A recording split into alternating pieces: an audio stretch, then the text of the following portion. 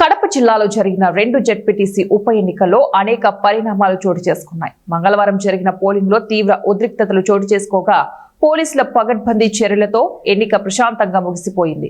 ఉద్రిక్త పరిస్థితుల మధ్య జరిగిన ఎన్నికల్లో పులివెందుల వైసీపీ అభ్యర్థి హేమంత్ రెడ్డి తన ఓటు హక్కు వినియోగించుకోలేకపోయారు.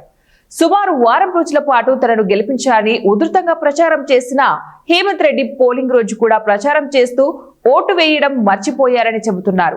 మంగళవారం ఉదయం పోలింగ్ మొదలైన వెంటనే ఓటు వేయాలని హేమంత్ రెడ్డి భావించారు.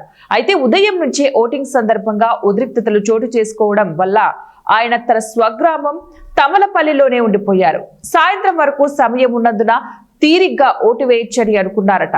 సాయంత్రం గ్రామంలో మిగిలిపోయిన ఓటర్లను గుర్తించి పోలింగ్ కేంద్రానికి వెళ్లమని చెబుతూ తాను మాత్రం వెళ్లలేకపోయారని చెబుతున్నారు.